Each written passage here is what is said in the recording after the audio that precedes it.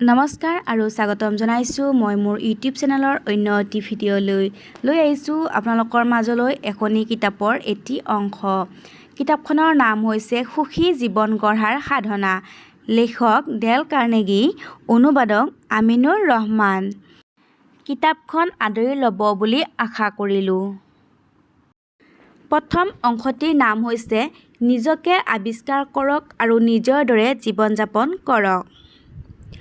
সাফল্য লাভ কৰাৰ বাবে আপোনাৰ মনৰ ভিতৰত এটা বিৰাট শক্তি আছে।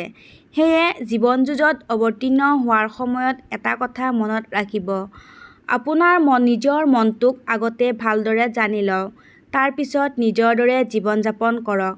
তেনে কৰিব পাৰিলে আপুনি আপোনাৰ ভিতৰত লুকাই থকা শক্তিক আৱিষ্কাৰ কৰিব পাৰিব।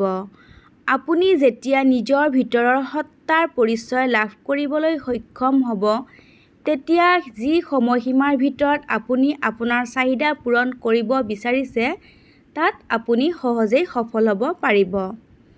কিছুমান বিশেষ কৌশল আছে যিবোৰে আপোনাৰ লক্ষ্য পূৰণ কৰাত সহায় কৰিব।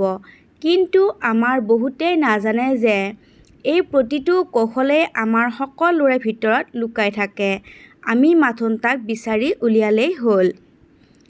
জীৱনৰ বাটত কোনোবা এটা সময়ত জীৱনত সাফল্য লাভ কৰা ব্যক্তিসকলে কেনেদৰেনো নিজৰ জীৱন কটাব, সেই নীতি আৱিষ্কাৰ কৰিবলৈ সক্ষম হয়।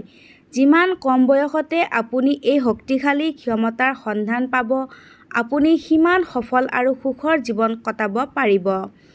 বহুতৰ ক্ষেত্ৰতে দেখা গৈছে, তেওঁলোকে জীৱনৰ ভালেখিনি বাট অতিক্ৰম কৰাৰ পিছতো কোনোবা যোগ্য মানুহক অনুসৰণ কৰি নিজৰ জীৱনৰ গতি সলনি কৰে আৰু সুখ শান্তিৰ মাজত জীৱন কটায় বা তেওঁলোকৰ পছন্দমতে জীৱন কটায়। সৃষ্টিকৰ্তাই মানুহক তেওঁৰ মনৰ ওপৰত নিয়ন্ত্ৰণ ৰখাৰ বাবে যথেষ্ট ক্ষমতা দিছে। প্ৰতিগৰাকী মানুহেই যাতে নিজৰ মতানুযায়ী চিন্তা ভাৱনা কৰিব পাৰে, নিজৰ মতানুযায়ী জীৱন কটাব পাৰে, লক্ষ্য পথেৰে অগ্ৰসৰ হ'ব পাৰে বা লক্ষ্য পূৰণ কৰিব পাৰে, তাৰ বাবে ঈশ্বৰে মানুহক সততে উৎসাহিত আৰু অনুপ্ৰাণিত কৰি আহিছে। আপোনাৰ ভিতৰৰ আত্মনিয়ন্ত্ৰণৰ শক্তি বা ক্ষমতাৰে আপুনি মানৱ জীৱনৰ শ্ৰেষ্ঠ সম্পদ, মানসিক শান্তি লাভ কৰিব পাৰিব। এই বস্তুটো অৰ্থাৎ মানসিক শান্তি নাথাকিলে কোনো মানুহেই জীৱনত সুখী হ'ব নোৱাৰে। মনত ৰাখিব, আপোনাৰ ওপৰত বহিৰ্জগতৰ প্ৰভাৱ অবিৰতভাৱে পৰি থাকে।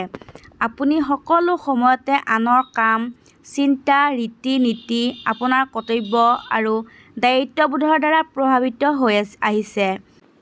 আপোনাৰ কামৰ প্ৰভাৱ যেনেদৰে আনৰ ওপৰত পৰে, তেনেদৰে আনৰ কামৰ প্ৰভাৱেও আপোনাক প্ৰভাৱান্বিত কৰে।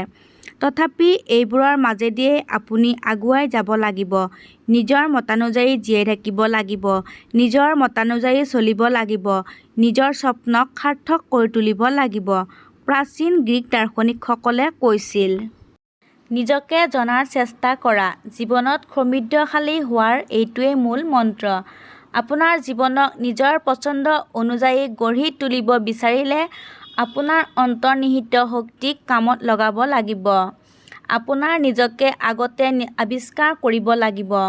তেনে কৰিব পাৰিলে আমি অতি সহজেই সুখৰ উপত্যকাত উপনীত হ'বগৈ পাৰিম। এই কিতাপখনে আপোনাৰ জীৱনৰ পথৰ মানচিত্ৰ দি দিব, যাতে ধন, সম্পদ আৰু শান্তি বিচৰাৰ যাত্ৰাপথ আপোনাৰ বাবে মসৃণ আৰু সৰল হৈ উঠে।